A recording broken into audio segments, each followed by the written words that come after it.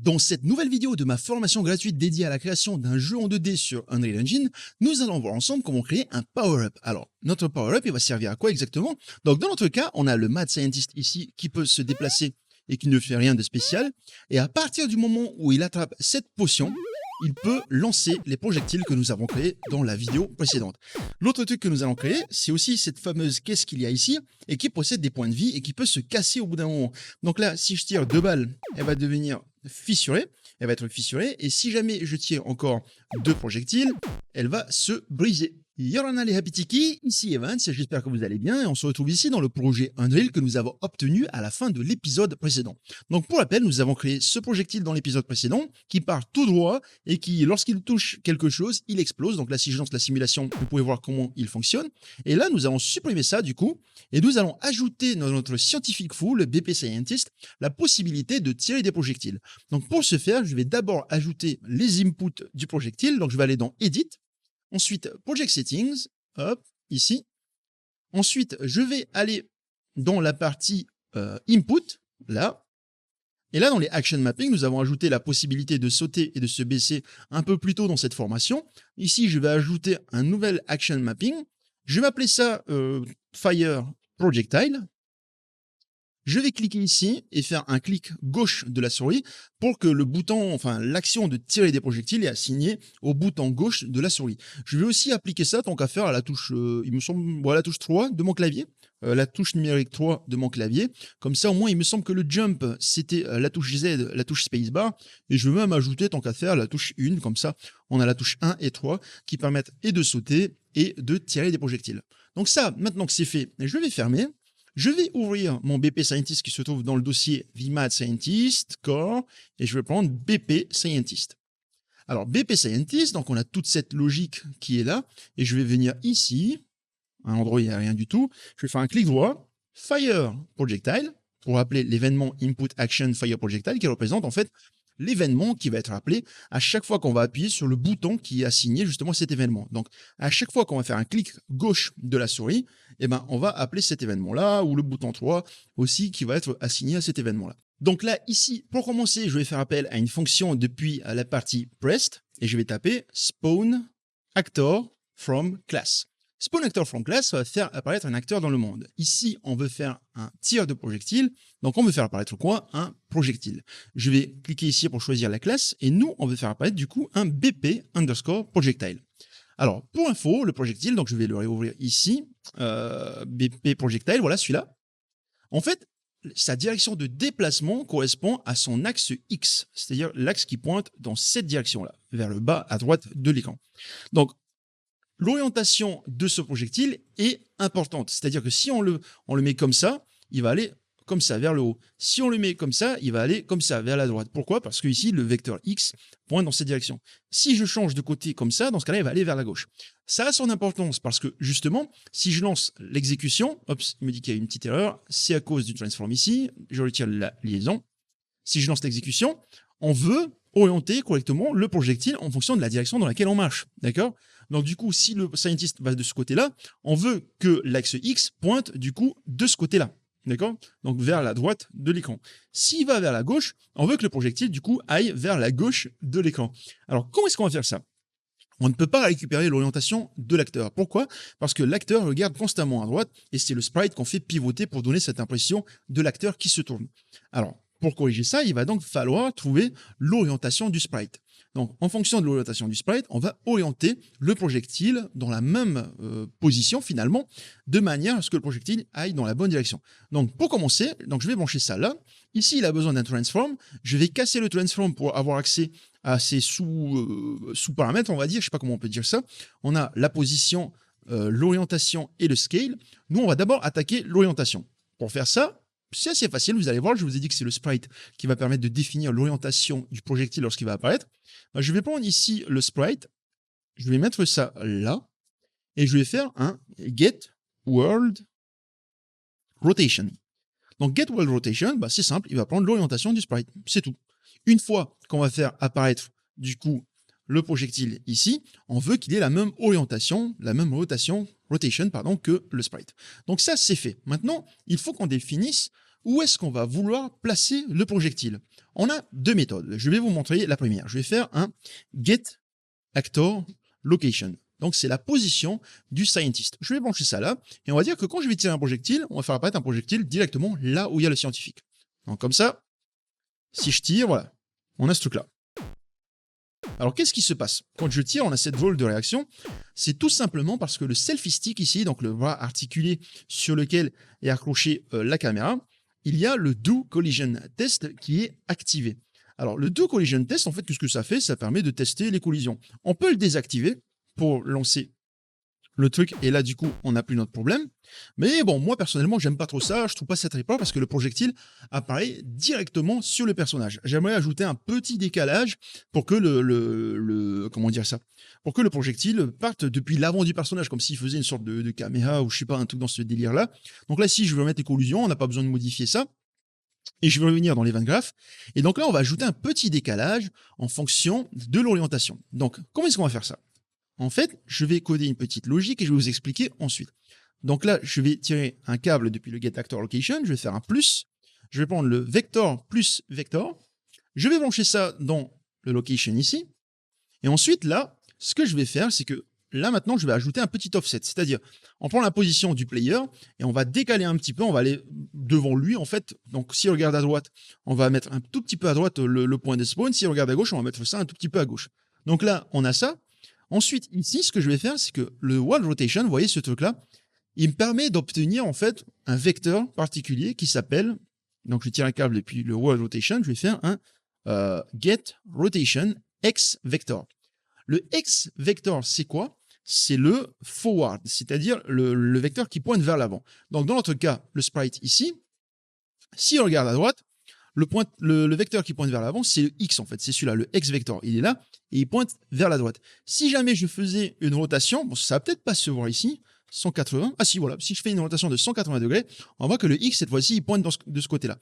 Donc moi ce que je fais, c'est qu'en faisant ici le get rotation X vector, c'est je prends justement le X vector de la rotation du sprite. Donc soit de ce côté-là si on regarde à gauche, soit de ce côté-là si on regarde à droite. Donc, une fois que j'ai ce vecteur-là, donc ce vecteur-là, il fait une unité de longueur, je vais le multiplier par une longueur pour dire, écoute, tu vas dans cette direction-là, je vais multiplier ça par, admettons, 50, et en fait, on va décaler de 50 unités vers la droite en suivant cette direction-là. Donc ici, en fait, ce truc-là, le rotation x vector, donc le vecteur x, je vais multiplier ça par un float. Et je vais brancher ça ici.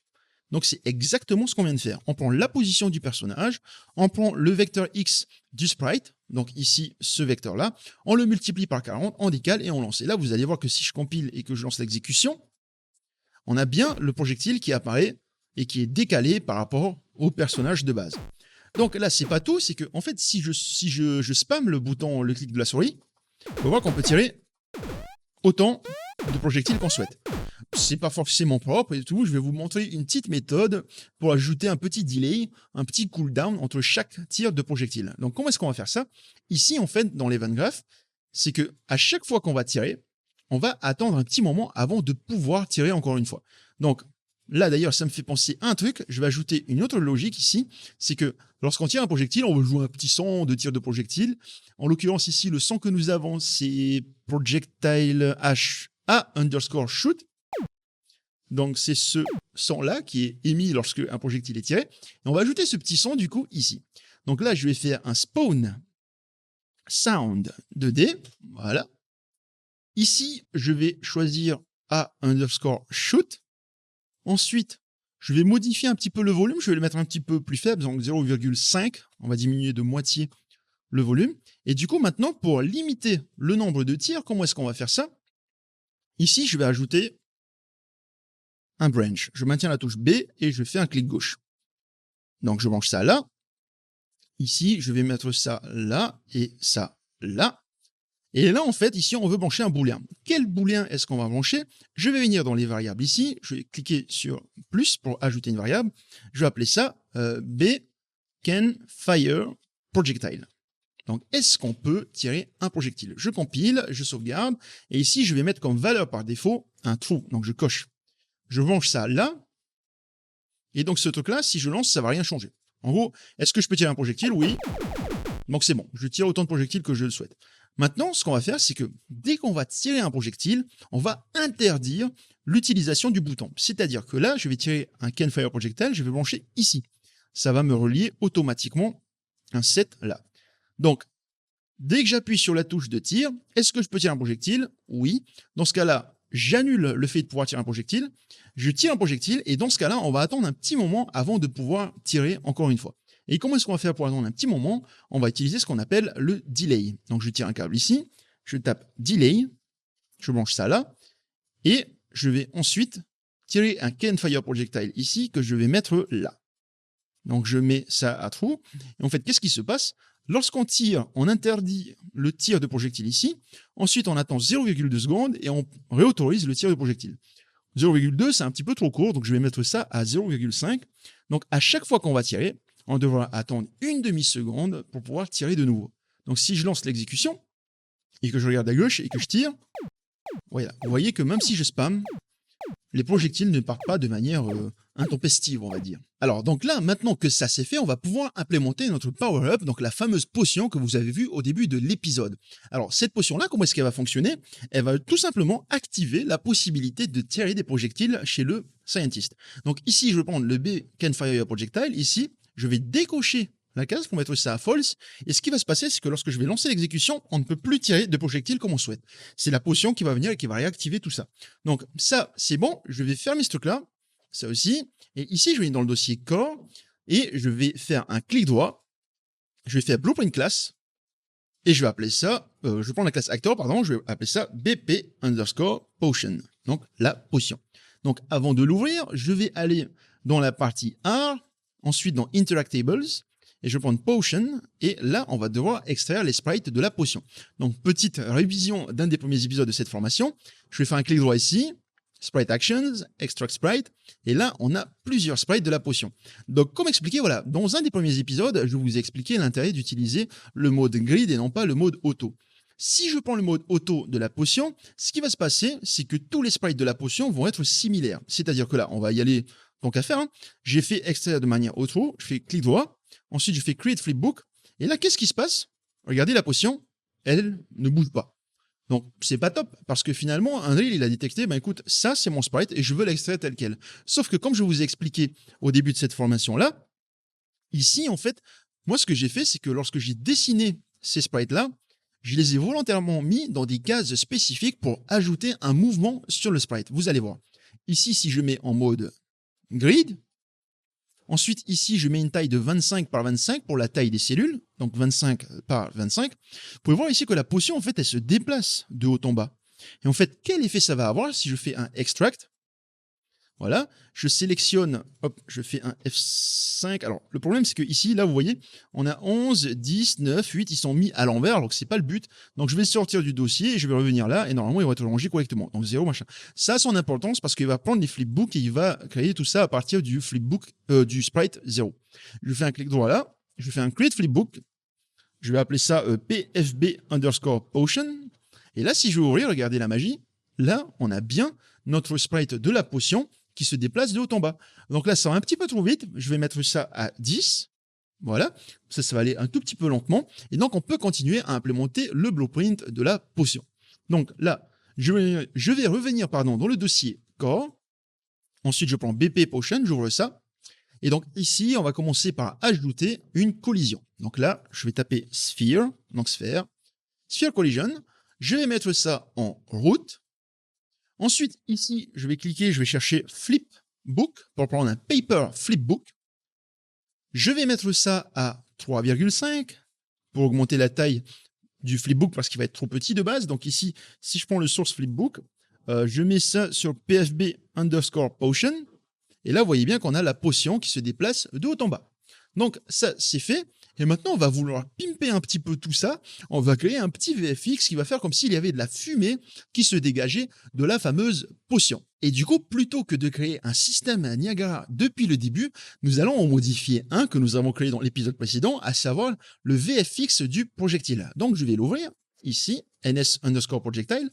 Et en fait, vous allez voir que Niagara propose une partie qui permet d'ajouter des variables, des sortes de paramètres qu'on va pouvoir modifier à chaque fois qu'on va vouloir modifier directement l'utilisation du FX à certains endroits de notre implémentation. Donc là, ici, par exemple, l'avantage, c'est que les modifications que nous allons faire ne vont rien changer directement dans l'implémentation du projectile. C'est-à-dire que cette apparence-là va toujours être la même du côté du projectile.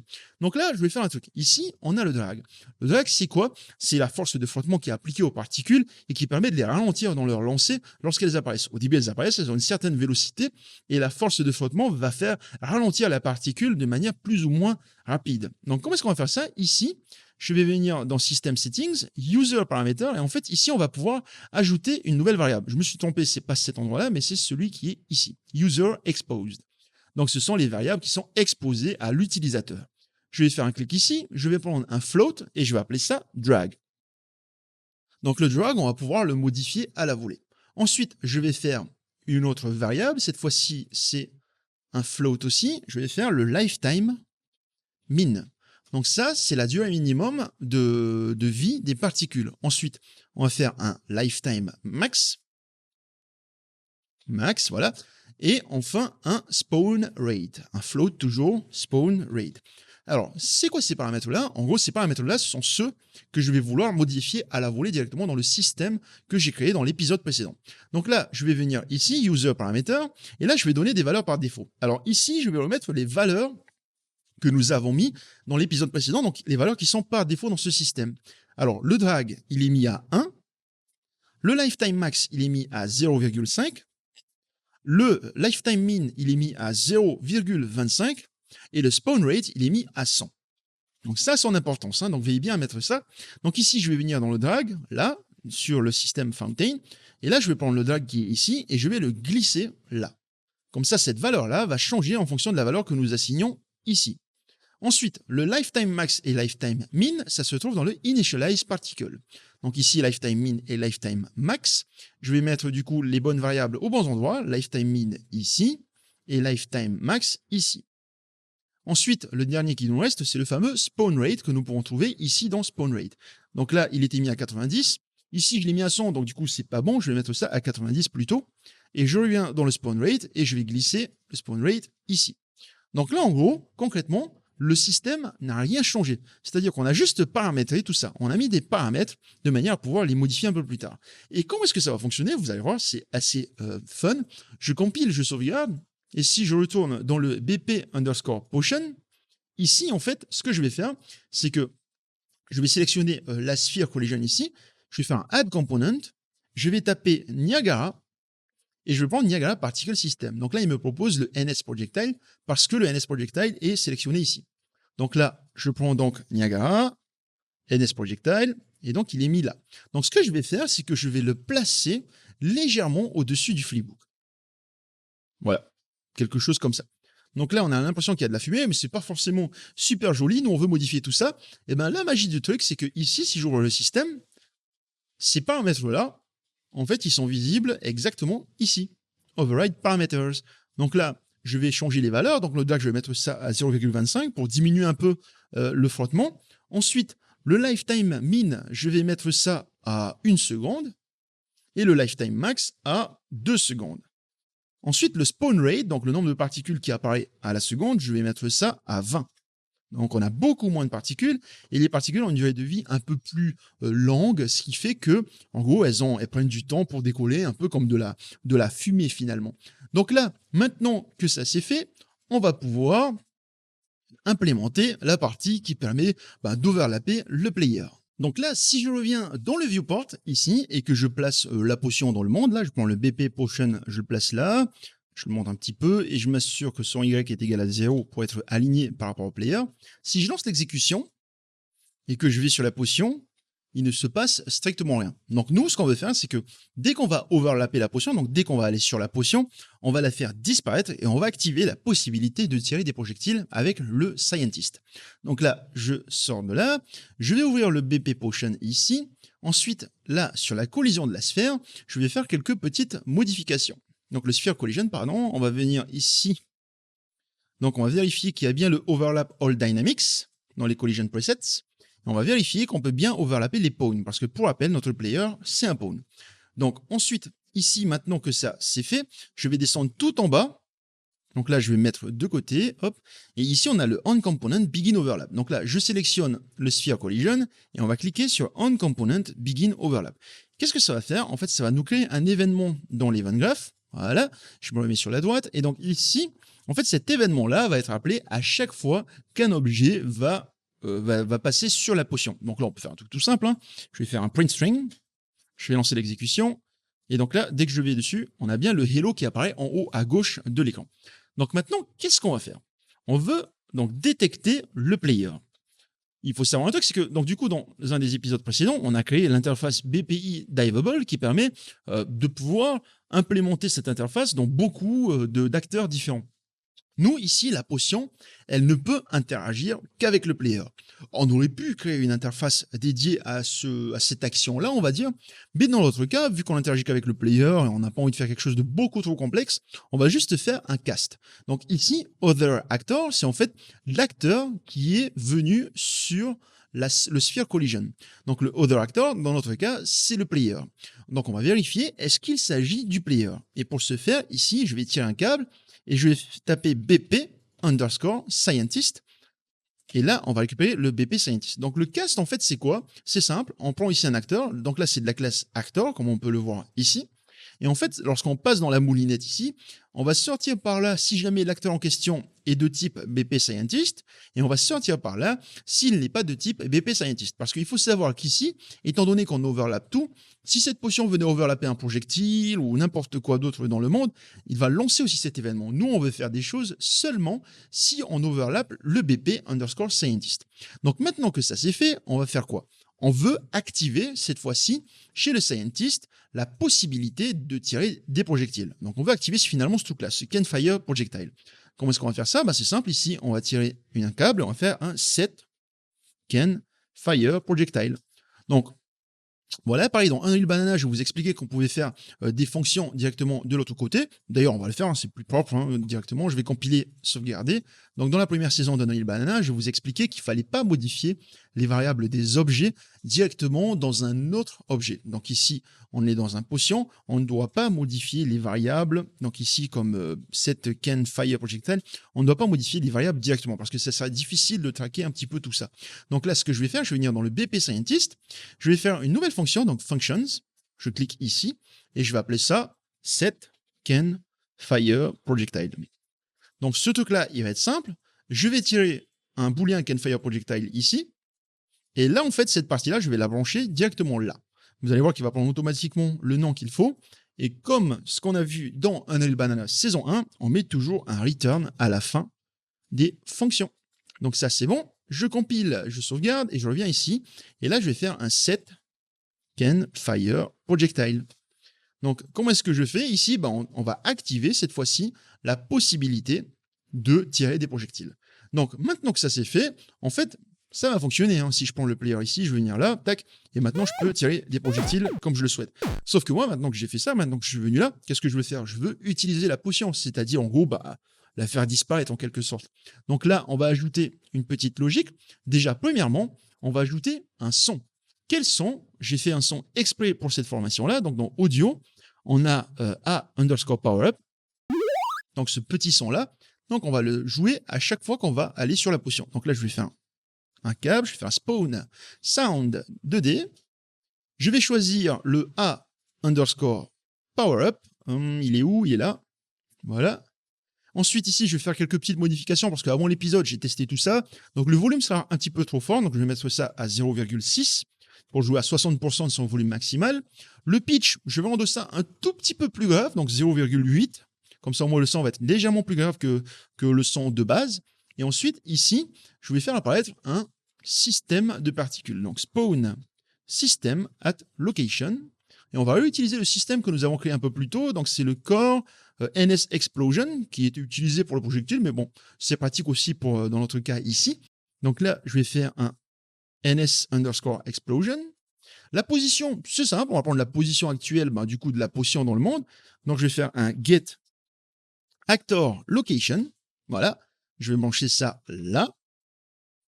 Et une fois que c'est fait, il nous reste un dernier truc, c'est que donc on a fait apparaître les systèmes et le son. Et bien en fait, tout ce qu'il nous reste à faire à la fin, c'est de détruire l'acteur. Donc la potion ne sert plus à rien, donc je vais faire un destroy actor. Elle ne sert plus à rien. Maintenant qu'on l'a utilisée, elle peut disparaître, donc on peut la détruire. Donc si je lance l'exécution, voilà, donc on l'a récupéré. Et là, maintenant, je peux tirer des projectiles. Donc là, maintenant que le tir de projectiles et notre power-up sont terminés, nous allons pouvoir implémenter cette fois-ci un interactible, c'est-à-dire un objet avec lequel on peut interagir, un peu comme le power button comme on a vu plus tôt dans cette formation. Donc là, pour commencer, ce qu'on va faire, c'est qu'on va créer un blueprint particulier que j'ai décidé d'appeler le master block. Pourquoi master block? C'est parce qu'en fait, on va créer un blueprint qui va représenter un bloc dans notre monde. Donc ici, par exemple, ça aurait pu être un des power blocks. Et en gros, ce blueprint-là va avoir quelques propriétés. Vous allez voir en fait comment ça va fonctionner. Donc plus tard, par exemple, on va faire des caisses qui vont hériter de ce blueprint-là et qui vont changer la texture, avoir d'autres propriétés. Et ça va être très utile pour la fin de la formation lorsqu'on va faire du level design. Donc ici, je vais faire un clic droit dans le dossier core de The Mad Scientist. Ici, je vais faire blueprint class. Je vais faire un actor. Et je vais appeler ça BP underscore block master underscore master. Donc c'est un BP de type bloc et c'est le master, c'est-à-dire que c'est la classe mère en fait de tous les blocs qui vont hériter de cette classe-là. Donc le bloc master, donc comme expliqué, lui, il va juste représenter un bloc de base et un bloc sur lequel nous allons appliquer une certaine texture. Donc là, je vais venir ici dans le add component, je vais prendre un cube. Et je vais mettre ça en route. Voilà. Ensuite, ici, je vais lui appliquer un material. Donc, c'est le material que nous avons créé un petit peu plus tôt. Donc, dans Material Library, on a le material M underscore block que nous avons créé, il me semble, lorsqu'on utilisait les power blocks. Et donc, on va appliquer ce truc-là ici. Donc, je vais prendre ici M underscore block. Et donc, on applique ce material à notre master block. Donc, maintenant que ça c'est fait, nous, on va vouloir changer la texture qui est appliquée sur notre master block en fonction du blueprint qui va hériter de ce master block. Donc là, je vais venir dans le construction script, ici, et en fait, qu'est-ce que je vais faire? Je vais prendre le cube. Ici, je vais le mettre là, et je vais faire un create dynamic material instance. Alors, ce truc-là, qu'est-ce qu'il va faire? Il va nous créer une instance du matériau qui est appliqué sur le cube et on va pouvoir modifier les paramètres de cette instance. Ici, pour rappel, on a le paramètre texture. Donc là, le paramètre texture, il était utilisé plutôt ici dans le MI Power Block à la base. Donc plutôt dans un épisode précédent, on pouvait modifier la texture ici. Mais je vais vous montrer maintenant comment modifier la texture directement là. Et comment est-ce qu'on va faire ça? On va tirer un câble ici et on va faire un set texture parameter value. Donc ce truc-là, il va demander, écoute, c'est quoi le nom du paramètre que tu veux modifier? Donc le nom, c'est exactement ça. Donc il faut respecter exactement la même écriture qu'il y a ici. Donc je vais simplement sélectionner là. Je vais venir copier ça, CTRL-C, et je vais venir coller ça ici. Donc on va dire, OK, oups, ça s'appelle texture, tant qu'à faire. Donc dans ce matériau qui est assigné au cube, donc à savoir le material M underscore block, il y a un paramètre qui s'appelle texture, et je veux changer sa valeur. Donc, je vais faire un clic droit ici. Je vais faire promote to variable pour assigner ça à une variable. Oups, j'ai fait local, voilà, promote to variable, ici, voilà. Et je vais compiler ça. Je vais renommer cette valeur-là, tant qu'à faire, texture.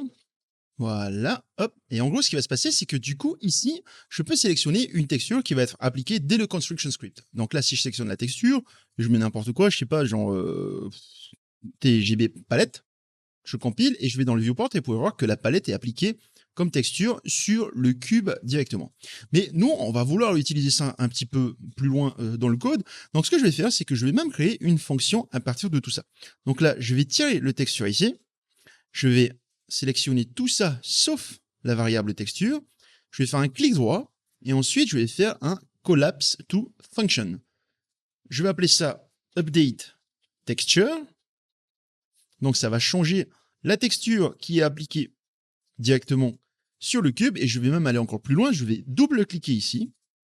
Et là, en fait, ce qui va se passer, c'est que du coup, cette fonction-là, elle va prendre en paramètre une nouvelle texture, value. Elle va créer un dynamic material instance à partir du cube. Elle va appliquer la texture ici et on va aller encore plus loin. Ici, le texture, je vais mettre ça là. et je vais brancher ça ici. Donc la nouvelle texture que nous allons appliquer, nous allons la sauvegarder dans une variable. Donc là, maintenant que ça c'est fait, je vais tirer un câble et je vais faire un return node. Voilà. Donc la petite habitude, ne jamais oublier de mettre un return. Donc si je compile, donc ça ne change pas grand-chose. On peut mettre le update texture ici, mais ça va nous permettre plus tard de modifier dynamiquement la texture qui se trouve ici. Donc là, je compile, je sauvegarde et on peut passer à la suite. Donc là, maintenant que le bloc master est terminé, on peut le fermer, on peut fermer tout ça aussi. Hop, je dis yes pour appliquer les changements. Ici, pareil. Et donc là, je vais venir dans le dossier core et je vais créer un nouveau blueprint. Donc cette fois-ci, c'est le blueprint de la caisse destructible. Et comment est-ce qu'on va faire ça? On va faire un clic droit sur le bloc master. Je vais faire un create child blueprint class et je vais appeler ça bp underscore block. Et cette fois-ci, create. Donc create, ça veut dire caisse en anglais. Donc vous allez voir que quand je vais ouvrir, étant donné que cette classe hérite de la classe blockmaster, comme on peut le voir ici, elle a tous les paramètres importants. Notamment le fait qu'il y ait un cube avec le material mblock qui est appliqué. Et en plus de ça, si vous allez dans classe defaults ici, vous avez accès aux paramètres texture. Donc là, moi, ce que je vais faire, je vais sélectionner ça. Je vais venir chercher t underscore create idle.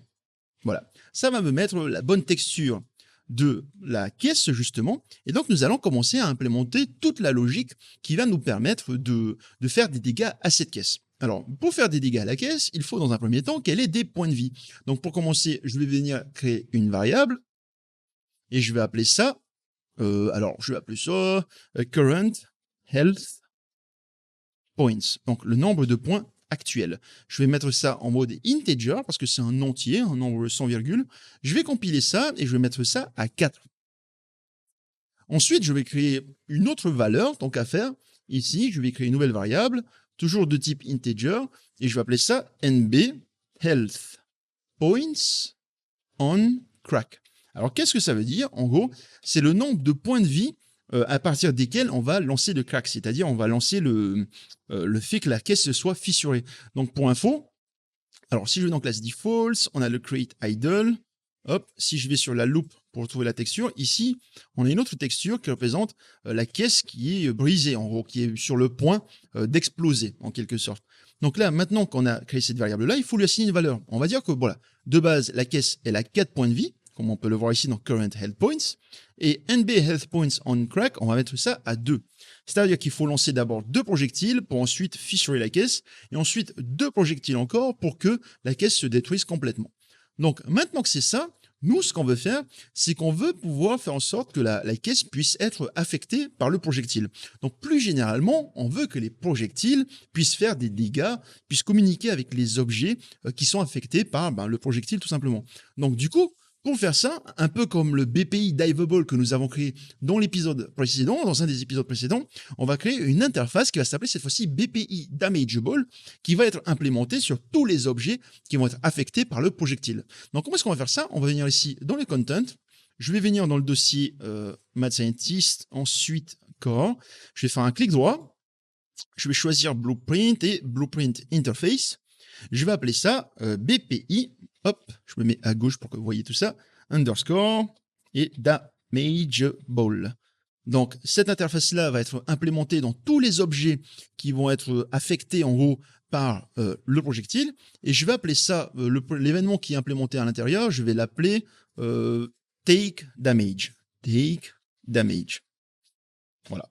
Ce truc-là, c'est simple, on va dire que les dégâts sont des dégâts de base, donc il va faire un dégât. Pas besoin d'assigner ici d'input pour donner une valeur de dégâts, ça nous suffit de fonctionner comme ça.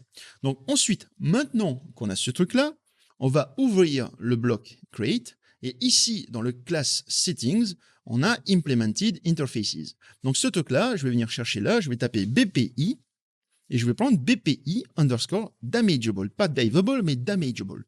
Donc là, ça va m'ajouter la fonction takeDamage ici, celle que nous avons définie là. Je vais faire un clic droit et implement event.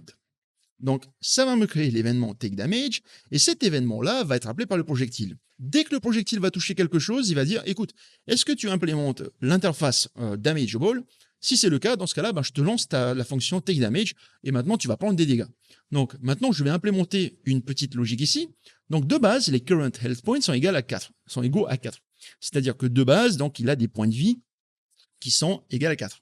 Donc moi, je vais faire, à chaque fois qu'on va toucher et qu'on va lui lancer des dégâts, je vais diminuer ses points de vie de 1 unité. Donc je vais faire moins, moins, et je vais prendre decrement int. Donc en gros, on va retirer 1 à la valeur qui est stockée ici. Donc je branche ça là, hop. Ensuite, ici, je vais mettre un branch, je maintiens la touche B, et je clique, je branche ça. Ici, en fait, ce qui sort, c'est le résultat de cette opération. C'est-à-dire que current health points, si c'est égal à 4, on passe ici. Là, on va avoir la valeur 3. Donc là, on va vérifier. Est-ce que les points de vie sont inférieurs ou égaux à 0? S'ils sont inférieurs ou égaux à 0, dans ce cas-là, on va détruire la caisse. Donc, avant de détruire la caisse, on va faire apparaître notre système favori. Donc, je vais faire spawn system at location, et je vais choisir le ns_explosion. Je vais faire un get actor location pour faire apparaître ça directement sur l'acteur en question. Voilà. Et ensuite, je vais faire un destroy actor. Comme ça, au moins, on détruit la caisse si elle n'a plus de points de vie. Donc, dans ce cas-là, ici, on passe si la caisse est censée être détruite. Et ici, on va vérifier est-ce que la caisse contient des points de vie. Donc, si elle contient des points de vie, elle va passer par là. Donc, c'est l'inverse de inférieur ou égal à 0. Donc, c'est forcément supérieur à 0. Donc, si on passe par là, cette valeur est forcément supérieure à 0. Donc là, je vais tirer un câble. Je vais faire un branch. Et donc, on va vérifier un autre truc. Alors, l'autre truc à vérifier, c'est simple, c'est que là, on a déjà diminué les dégâts. On a déjà fait descendre les points de vie, pardon. On a déjà descendu les points de vie de la caisse.